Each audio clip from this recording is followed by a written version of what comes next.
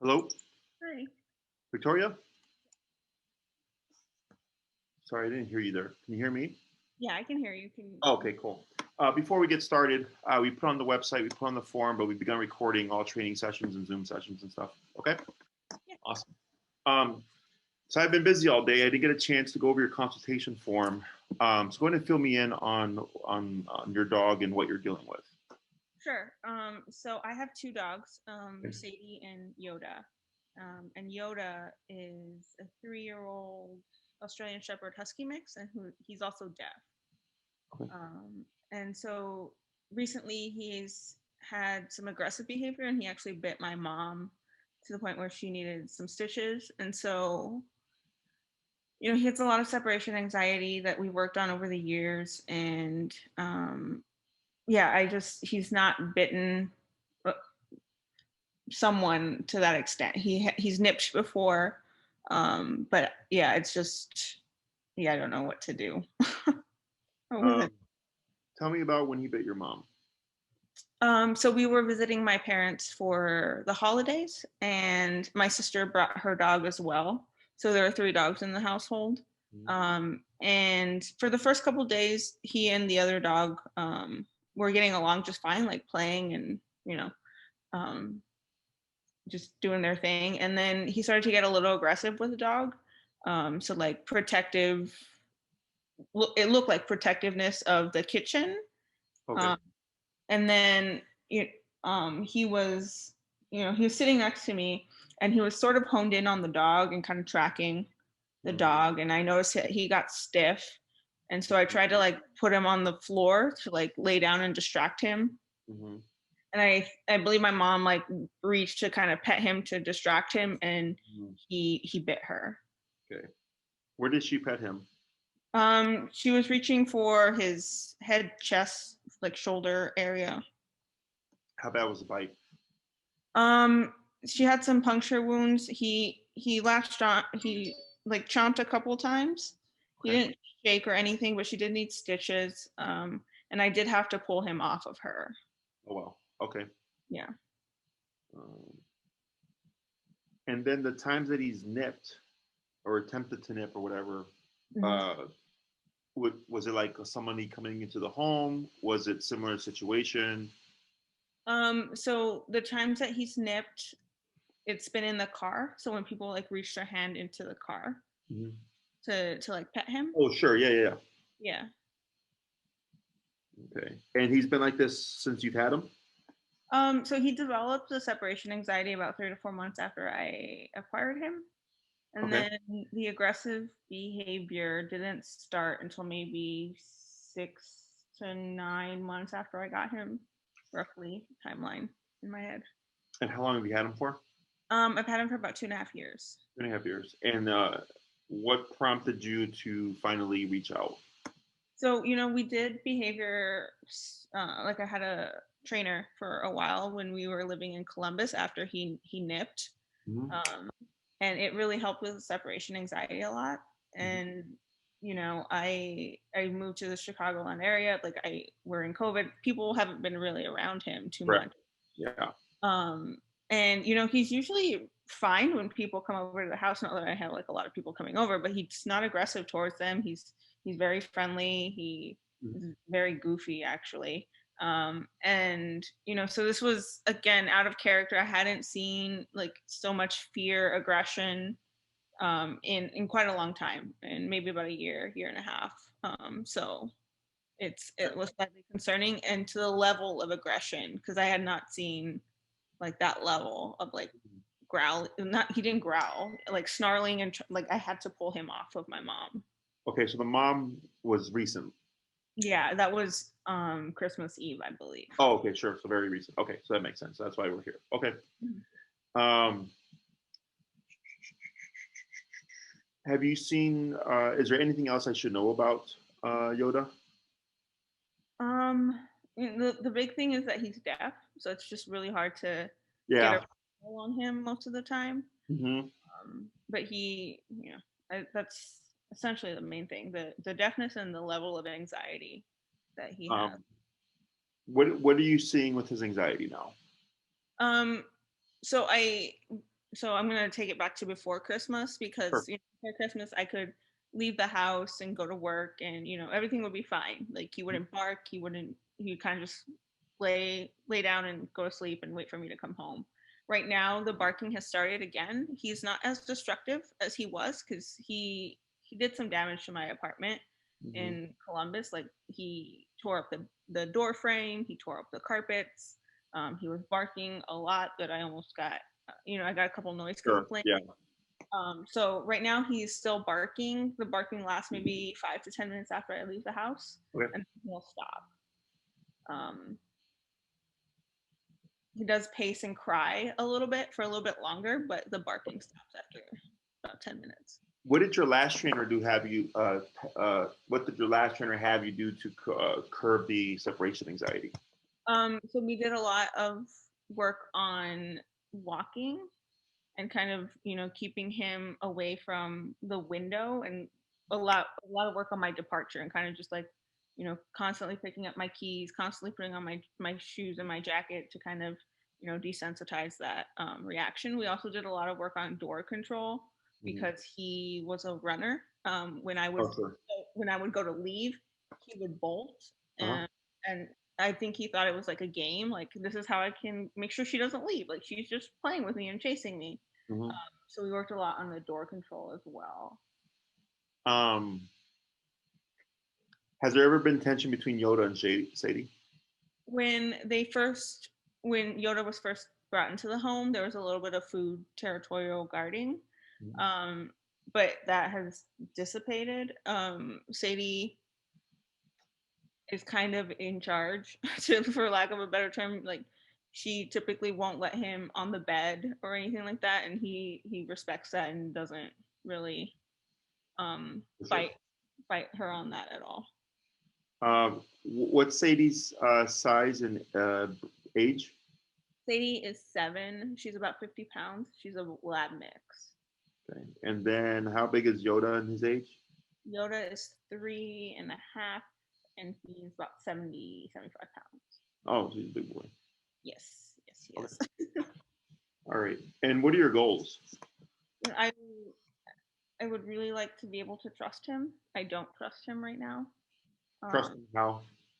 you know, I want to feel comfortable, around him. I don't know that he would not bite me because it's not like my mom was a brand new person to him. We've He's met my mom numerous times and spent numerous weeks with her. It Yeah. wasn't like he was a new person, so I don't know that he wouldn't ever bite me. And Mhm. to be fair, like I have not seen any aggression towards me at all ever. Sure. Uh, I can, um, I can push him around. I can put my entire hand in his mouth. Like I can do a lot with him, and he's very passive when it comes to that. But I don't know now that he would ever not bite me, and it makes me very worried and Sure. anxious. Hmm. I would like to be able to, feel comfortable with him around people, and I don't know that I could ever do that now. Hmm. Um, I'm assuming the separation anxiety as well. yeah, and the separation anxiety, yes, that would be great if we could lessen that. Does he have any leash reactivity or anything, or is he fine on leash? He's absolutely fine on a leash. Is he dog social outside and stuff? He really just ignores everyone when we're out on our walks, people and dogs. He Okay. just doesn't. What do you walk him on? I have a gentle lead for them, for both of them, because Sadie's a terrible walker. Sure. She's not as least reactive as she has been in the past, which is something we worked on as well. So, Okay. um, And was the gentle leader recommended by your trainer? mhm. Okay. Did they introduce any kind of correctional methods? um, there was a little bit of like positive punishment in terms of like the barking, Okay. so water in the face, Oh, like water. water. Yeah, Yeah. like I said, like getting him to listen is really hard. Yeah. Yeah, because he's deaf. Yeah. I need to like make that a note here because I will forget. Okay. Anything else? That's about it, I think. Okay.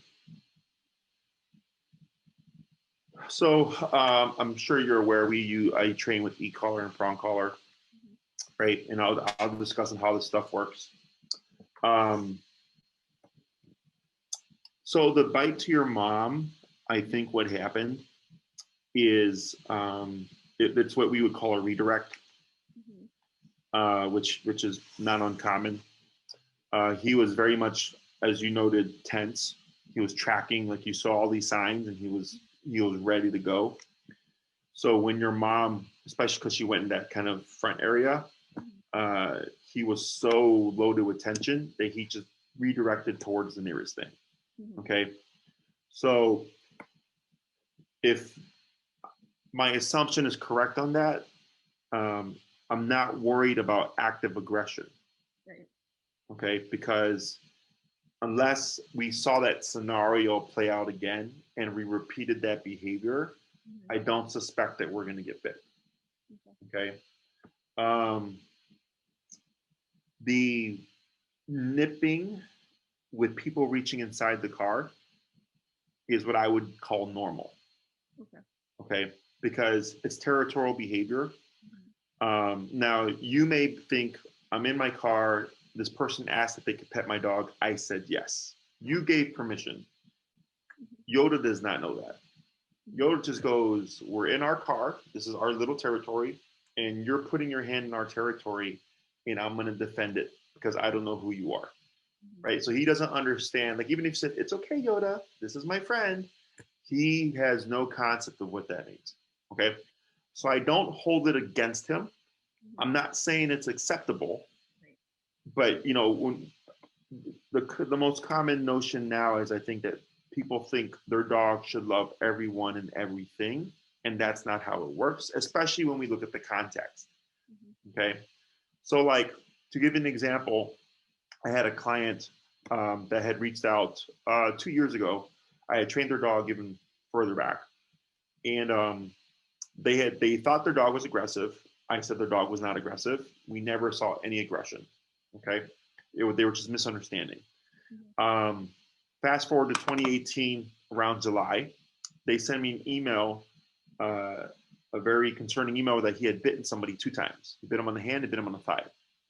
And they're like, we thought he wasn't aggressive. Can you please explain? We just had a daughter, right? And since it was around 4th of July, I assumed they had something to do with stress. So I said, explain to me. They had gone out of town. They brought him with. They were at Airbnb. He was not kenneled. It was the day of 4th of July. And someone had just happened to walk, not someone just happened, their friend walked into the home to drop off toothpaste or something. And they saw him under the table. And, just assuming dogs love people, was like, hey, buddy. And he bit them on the hand and the thigh. So when they told me this, I go, this makes perfect sense. I was like, 1, unknown environment. He was left alone, uncrated, very vulnerable.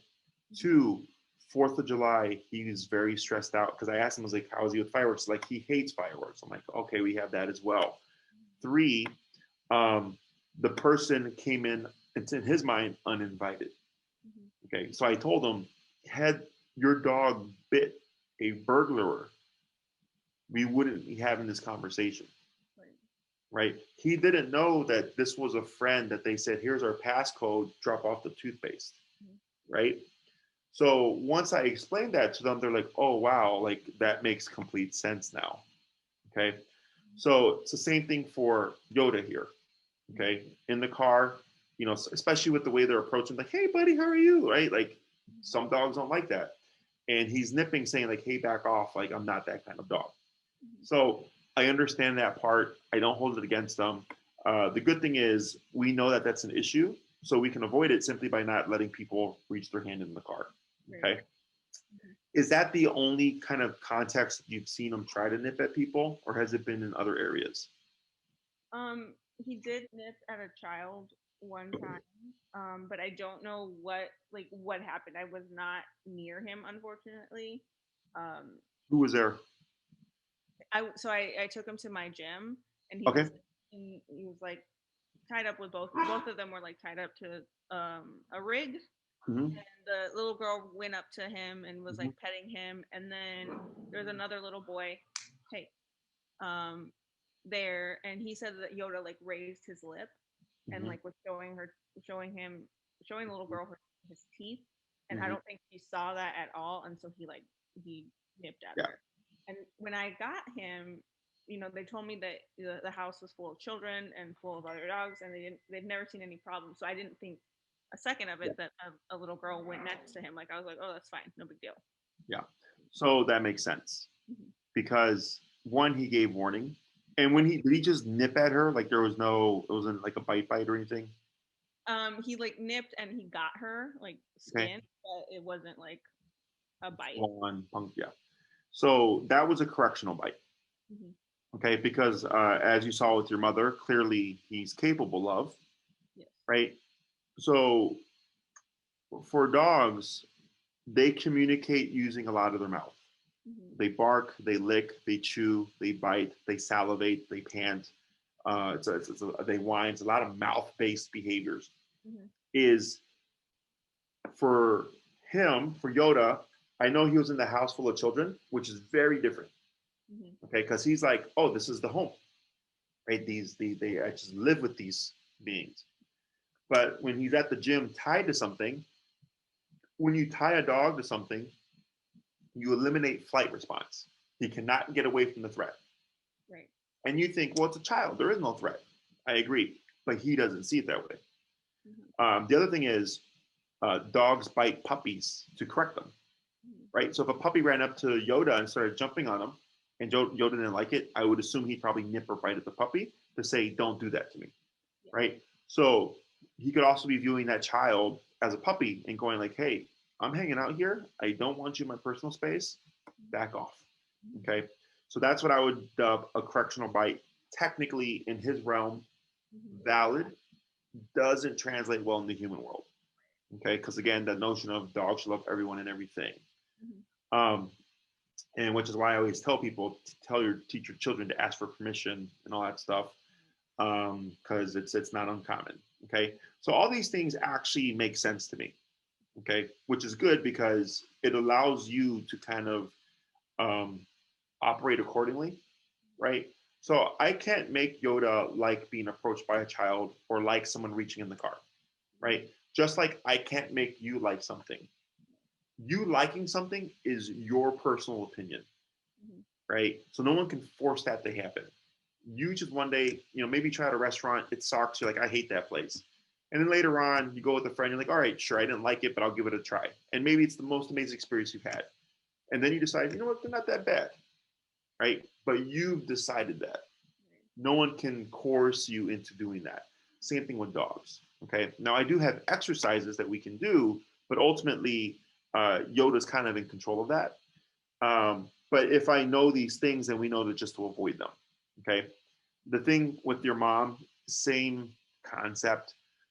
If we were to see tension, like we wouldn't go like do that. I would give you a means of breaking the tension and breaking the tension in a way that's not going to exacerbate the problem. Okay. So, questions about any of this stuff so far? Um, so I mean, I have other questions, but not about what you just said. Okay. What are those questions? I so a couple things have happened since he bit my mom. So one, she is convinced that he needs to be put down, Sure. and I don't see that. I don't feel that. Like I would be devastated if that were to happen, but I just would like, you know, I don't I don't know if this will happen again. I don't, Sure. and I would like some, and from us talking for like 15 minutes, like some perspective on whether or not that's the right course of action.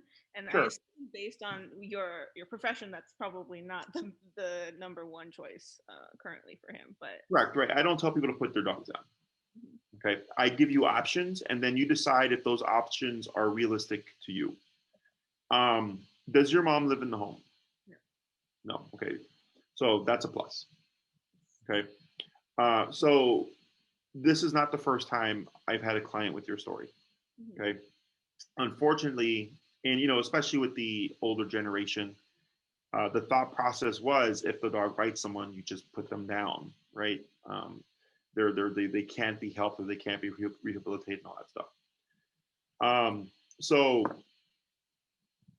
because it's context based, there was tension, there's a third dog, blah blah blah blah. Your mom went to touch, and that happened. It's very easily avoidable, right? That's one thing.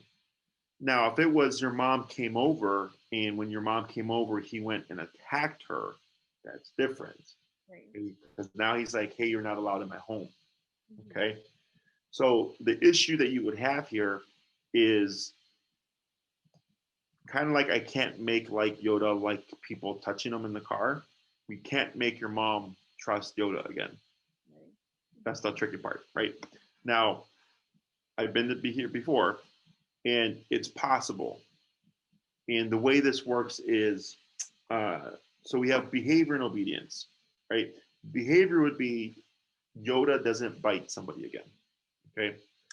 Obedience is I have control over Yoda so that he doesn't get to the point of being able to bite someone, okay? So an example would be someone entering the home. If he bit someone entering the home, behaviorally, it would be the person walks in and Yoda, under no command, wants nothing to do with attacking the person. Okay, he does not want to harm them. That's the behavioral approach. Obedience approach would be Yoda, go lay down in the corner. You're not going to move. Guest comes in, but because he can't move, he can't bite the guest. So that's addressing the problem through control. But if I released him, if he wants to bite the guest, that's technically still an option. That's the difference between the two approaches. Okay. So what I've done in the past is the first thing we always need is control. Okay, you need to control your dog, and I know he's deaf. Okay, so obviously e-collar allows us to communicate with Yoda because he's deaf. It's physical. We don't need sound. We just condition. Okay, and what I've seen in the past is, like, for instance, I had a client way out in like Palatine, and the dog bit the dad, or like the grandfather or whatever. And the grandfather's like, I'm never coming over if this dog is out. So towards the end of the program, they had made great progress, and they said, Jesse, the grandfather won't come over. Would you be willing to work with us in a training session so that he feels better? I said, sure, no problem. So I show up. The grandfather comes over, and I tell him what's going to happen. And I tell him, don't worry, the dog's made great progress. And, we had him come in and everything. The dog was under control. Dog wanted nothing to do with him. And the dog didn't move for like an hour. So he goes, wow, like, you really have control over your dog. Like, he wants nothing to do with me. He's leaving me alone. I can get up and walk around in peace. So through that, when he saw the control, it allowed him to start trusting more. Okay. So, but, I didn't make him trust the dog. We just said, this is where we're at. And he decided to do it. Right. So it's kind of the same context with your mom. If your mom is very much kind of set, like, no, this dog's not gonna, change, or there's no way like going around this. The workaround would be when your mom comes over or something like that, he would be kenneled. Okay, he would be put away. So we're avoiding the problem, because like when I said, how is he with people coming over? He's like, oh, he's fine. Right? There's no problem there. Right. If there was, I would be like, okay, that's a little bit different. Okay, so that would be like the workaround. Okay, is that you're just avoiding the problem because he's put away. It's nothing bad, right? It allows you to still keep your dog, but also at the same time not worry about how your mom feels about him still being around. Does that make sense? Yeah, absolutely. Yeah. So there's a lot of answers to things. My job is to find those answers and say, here they are. And then you go, okay, this works for me. Or you say, that doesn't work for me. Then I go, well, that's all we have. You make your decision. Okay. Other questions? So, right now, at some point, me and my partner want children, and I don't know. Oh, sure. If I could trust him around children. Yeah. So That's actually more feasible than the kid at the gym. Mm-hmm.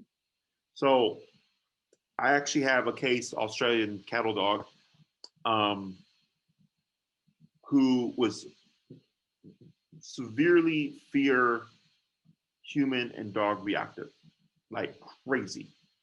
Okay. And same thing. They're like, Jesse, like, you want to have a kid. He loves the kid. Like, walks around with the ball, gives the kid the ball, the kid throws it, all that stuff now. Like, no problem whatsoever with the child. And it was a big worry considering what he was like.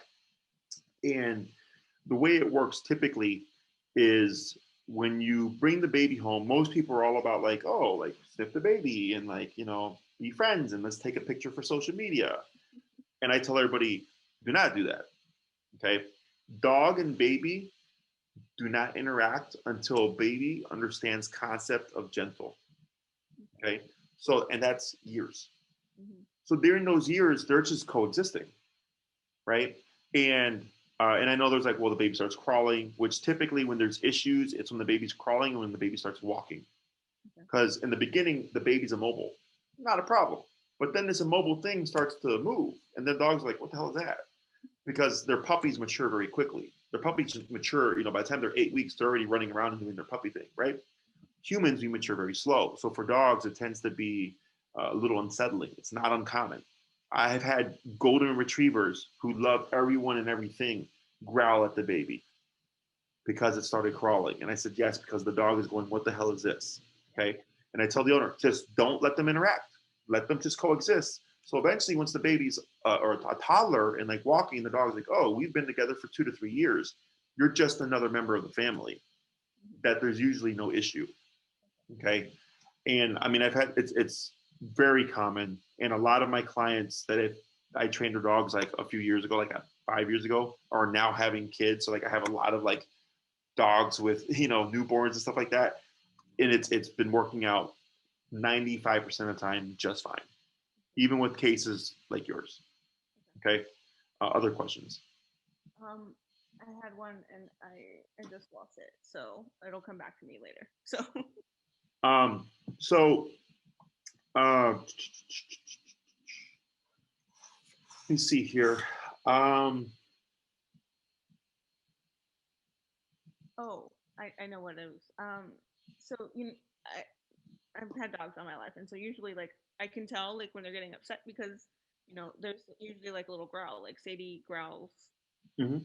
a lot for other like random things, but he doesn't growl, and I don't know like if that makes him more unpredictable or like how would like I don't know like he doesn't Uh, so what would be something that he has done where he's not growled? any of the like the nips and the bites. He doesn't growl. Oh, then there's most likely there's a sign. Okay. So like, with your mom, obviously just Yeah. all that tension, right? Very clear. Yeah, I could see that. So Yeah. When it comes to the people reaching in or whatever, or actually with the little girl, mhm, he curled his lip. right. Right. So he didn't growl, but he curled his lip. With the people reaching in the car, do you remember seeing any tension, or was that where you weren't there? No, the kid was when you weren't there. Right. But with like even like if someone's reaching in, the ears go back and he pulls back like this, like that's a sign. He's going, don't touch me. The hand keeps coming, is like back off. Okay. Okay. So I'm sure I don't believe in unpredictable dogs because they're not like humans. Mm-hmm. Humans are actually what I would dub unpredictable, Mm-hmm. right? Someone could say, "Oh my God, I love your outfit. It's beautiful," right? And you're like, "Oh, thank you." And they turn around, they're like, "Oh, you see that shit?" Right? Yeah. Humans can be unpredictable. Mm-hmm. Dogs are not. Okay. Okay, so it's like I've already learned a ton about Yoda here, and because I've done this for like 10 years, like I go like, yeah, I mean these are easy things because we can just avoid the contexts. Mm-hmm. But then it would be educating you on when to assume there's going to be a problem. Okay. So like if I have a dog that's like nervous dogs tend to have like characteristics, and a fearful dog has characteristics, and an anxious dog has characteristics. And because I know those characteristics of each one of those behaviors, I can predict moments or contexts that the owner is going to have problems. Mm-hmm. And I'll tell them, oh, you have a nervous dog? You know, if somebody gets up randomly, does your dog start barking? They go, yes. I'm like, yep, that's a nervous dog. Like, I already know what they do. Mm-hmm. So then it's kind of educating you so that if you see a potential context happening, even if you've never seen a problem before, you go, Jesse told me to watch out for this. And it's better to err on the side of caution and address the situation before there is a situation. Okay. Prevention is always the safest approach. Right. Questions? Any other questions so far? Last one for right now.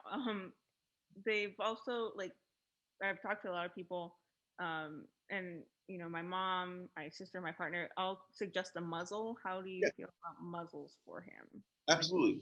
Okay. So actually, this actually ties in with your mom. So like, let's say, you know, you do the training and you make great progress. You're feeling good. And your mom's like, nope, that dog can still bite me. Right? Like, it's okay, mom. We muzzle train the dog. And he will be muzzled when you come in. No problem. That's how we can safely rebuild the relationship. Okay. If your mom wants. Okay. Because there's always the kennel or separation. But the muzzle would allow him to be in her space. And then it's really just kind of educating her and telling her, like, look, mom, like, you know, the trainer said this, like, it made sense. Like, he was tense. You tried to soothe him. He doesn't know you're trying to soothe him. He was just pissed off. So it's like if you're in a bad mood, right, about something else, and someone says something or, like, you know, talks to you, and you give them tone, or you just like a little bit of an outburst, right? Like, leave me alone. Your anger wasn't targeted towards them. It was targeted towards this, but you're so caught in your head that you redirect it to them. Okay. But we don't bite people. Okay. Dogs do. So if she understands that, then we have, you know, potential rebuilding that relationship. Because again, like, you've had him for, you know, a while, and not until that moment he's had an issue with your mom, correct? Yeah. All that makes sense to me. Questions? So in terms of, so we have the behavior stuff. There has to be some degree of obedience here. Okay. Obedience wise, I know you said Sadie isn't a great walker. She's, you said 7 years old. Our concern is obviously Yoda. Is there anything obedience wise you would like to achieve? I would like to get a good recall on him. Whatever means that is. Like I said, he has bolted before, and you know, my greatest fear is that, you know, he can't hear me yelling at him to come back. Whereas, you know, with Sadie, I can give her a tone and she's like, oh shit, I fucked up, and she comes back. But with him, like, he's like, oh, look at the bird, look at the plane, and he's gone. Waving at him or whatever. For sure. Okay. Anything else? No, I think that's the biggest one. Okay. So the way I work is I get a feel for what you're wanting, a feel of what you're needing. I assess the case and I go, like, okay, I know what you're wanting and all that stuff, but this is, you know, I agree, and this is what I also think you need, and I give you options. Okay. Is you don't have an aggressive dog. Okay. You have a dog that has boundaries. In most cases, like with the nipping, those are all boundary related. The only real act of aggression was towards your mom, which was redirected aggression, which again is easily avoidable. One, if we just don't allow him to get tense like that. And two, if he does become tensed, we don't use ourselves to redirect them. We use a tool, okay, to snap him out of it. Is the way I would approach this is we would actually, so obedience and behavior, of course, are very different, but I would use obedience to just get discipline in his head first. Okay. So I have a case. You can find him on my YouTube channel. His name's Taco. It's Taco. He's a big black kind of shepherdy looking dog, because there have two Tacos. And he bit the dog walker. Okay, so randomly, and so we did. I was like, I don't think your dog's aggressive. I was like, I feel like this is what happened. So what we did we did obedience and the discipline with the e-collar, the discomfort, the muscle contractions, right, and um, putting strict obedience on him has actually fixed that problem. Mhm. Okay, so like it was like the third or fourth class. I had one of my employees in a bite suit just walk up to her. He had never met this person. Walk up to her and pet him, and she's like, he's gonna bite him for sure, right? Didn't do anything. He actually wagged his tail and walked over to him and like started walking around him. And Mhm. she's like, holy crap! She's like, I thought he was gonna attack him. I go, no, because he's in a different headspace now. Mhm. Okay, now I'm not looking to do that with Yoda because your dog's a little bit different. Mhm. I think he's got very clear boundaries of personal space.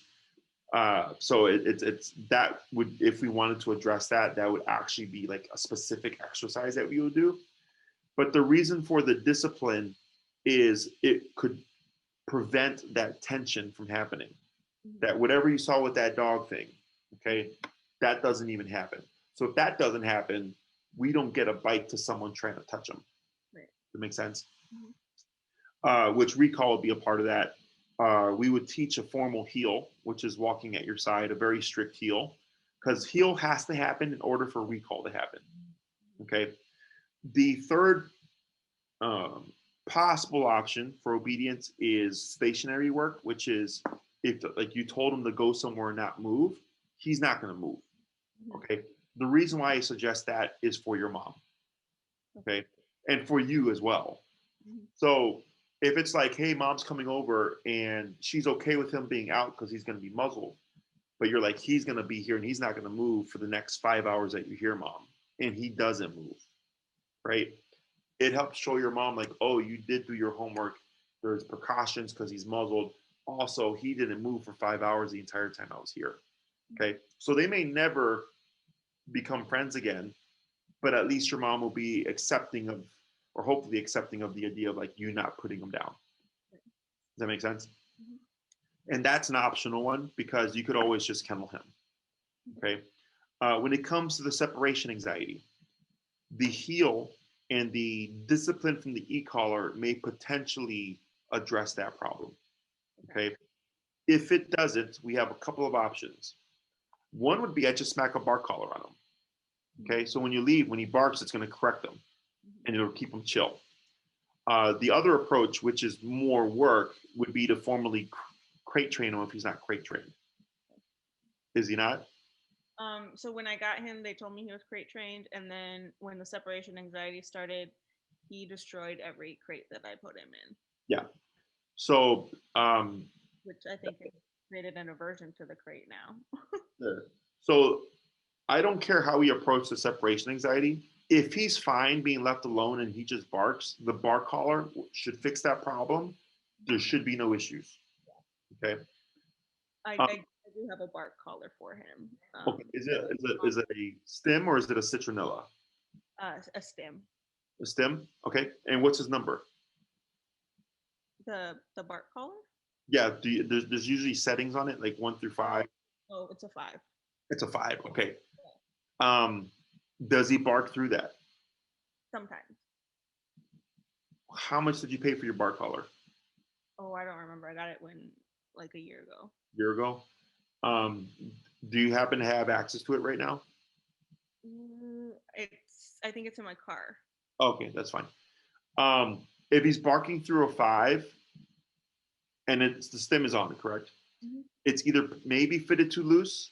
Okay. If he's a denser, thicker coated dog, he may need special probes to get consistent contact. Or if the quality is poor, it's not going to do anything. Okay. Okay, so it's one of those three things. I'm not opposed to whatever you have. I would take a look at it, and then I would see how you have it fitted, and then let you know whether or not that's the problem. Okay. Okay, because if it's at a 5, which I think most bark collars max at 5, she shouldn't be barking for 5 to 10 minutes. Okay. Okay, it should be not a problem. Okay. Yeah, it worked great when we first got it. And then, I didn't put it on him because he stopped barking. I had it on him when we were visiting my parents because he was outside after the incident and he was barking a lot. So I put it back on him. Mhm. He kept barking. So I assumed that it was too loose or isn't working anymore. Yeah, it's one of those things because if you have it maxed out, it should be deterring the behavior. And ideally, like for the human, they want to move past these tools.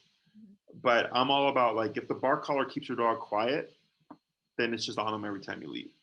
You know, because it's a common idea that people they think the dog should learn to be a good dog and like to stop barking. And I go, no, that's not how dogs work.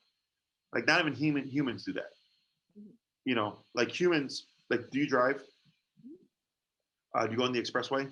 Mm-hmm. Do you go the speed limit? No. Right? Because there's no consequence. But if you see a squad car, what happens? Slow down. Go down, go speed limit. All of a sudden you remember, right? So think of that bark collar as your cop on a collar. When you're gone, he's like, oh, that cop is here. I can't bark. Okay. So, humans can't do it. I don't expect the dog to do it. So when it comes to the e-collar, it's just a muscle contraction.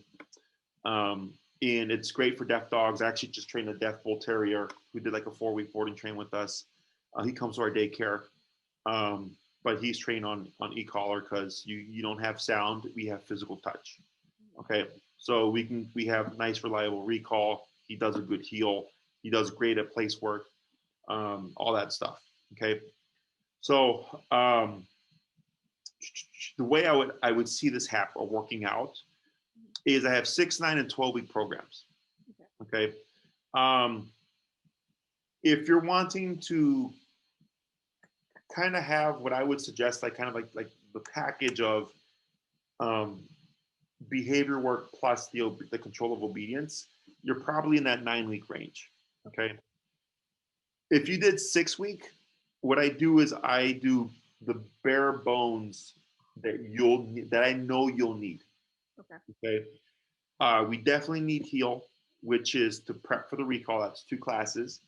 Recall is 2 classes, which then leaves us with 2 classes, right? Behavior and how to correct it, breaking tension or preventing tension from happening, all that stuff is a class in itself.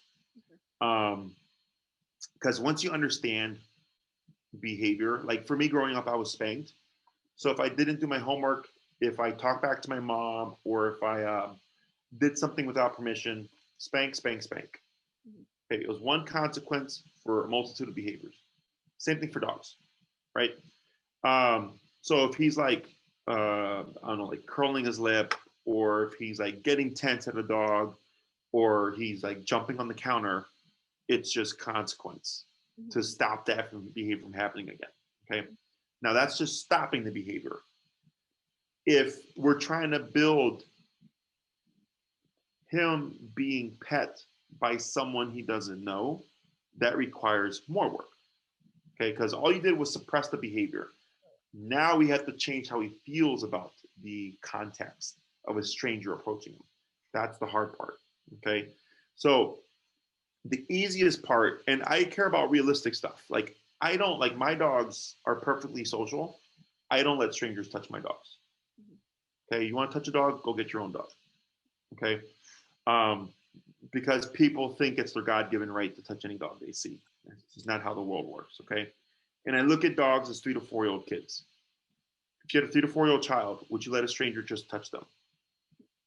No. Would you let your dog, your child just go to any stranger they see?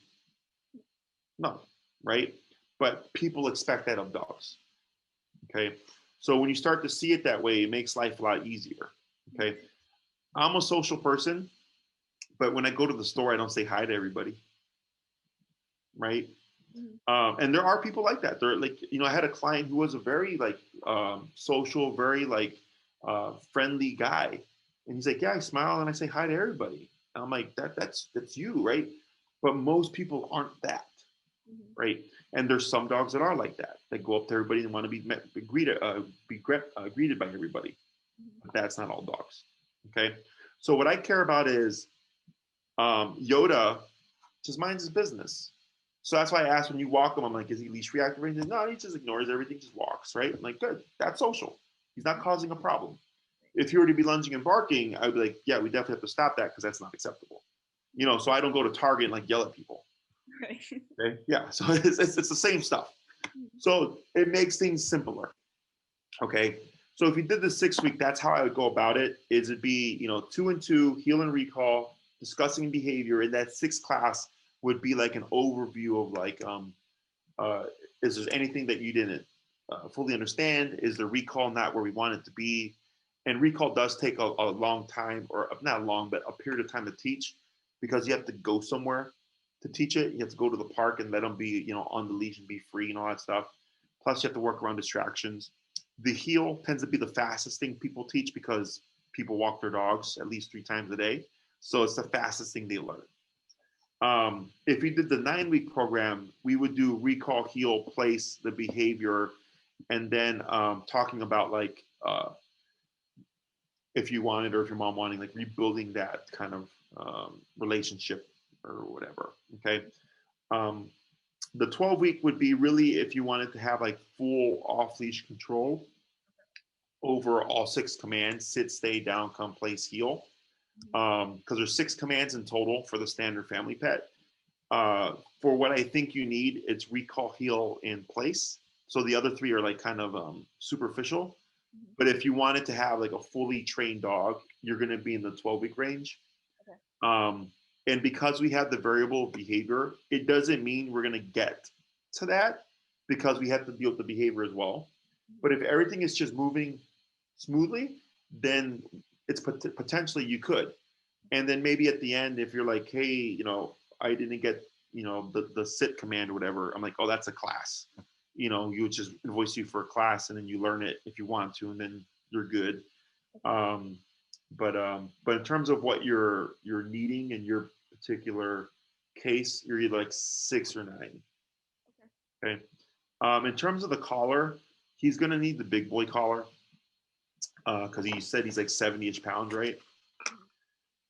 The collar itself runs about, I think, 325-ish with tax.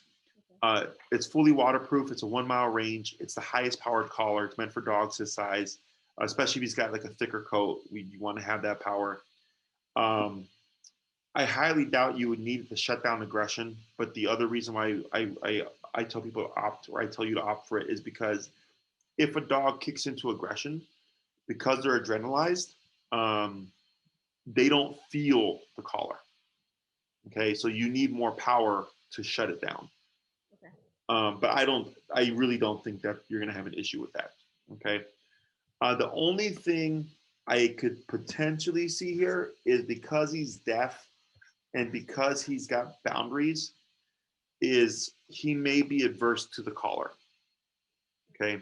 So I have a dog right now, a really severe case who bit the mother, I think bit a couple other people, is very much leash dog reactive, and also like lunges at kids and stuff. Is he's super resistant and he does not want to do what we tell him, and we have to go up there on the collar. So he's muzzled while they're training because I don't want, in his resistance, him um, become aggressive in order to stop the training. Does that make sense? It's not making him aggressive. He's already an aggressive dog. Okay. But if he goes into, I don't want to do this, and you're trying to force him to do it, one of the options is potentially aggression. Right. So if someone, if we got someone at a store and the owner says, get out of my store, and the person goes, no, I'm not going to leave, that could potentially escalate to a physical conflict in order for the owner to get that person to leave, right? Same kind of concept here. I don't think that would happen, but that's just it's a possibility just from what you told me about his temperament. Okay, muzzle would obviously come into play here, which regardless if you train with me or if you train with anybody else, you want a muzzle condition. Okay, because I would suspect any trainer that knows what they're doing is going to tell you, yeah, you're going to want to muzzle condition your dog. So If you don't have one already, the brand that I recommend is Baskerville.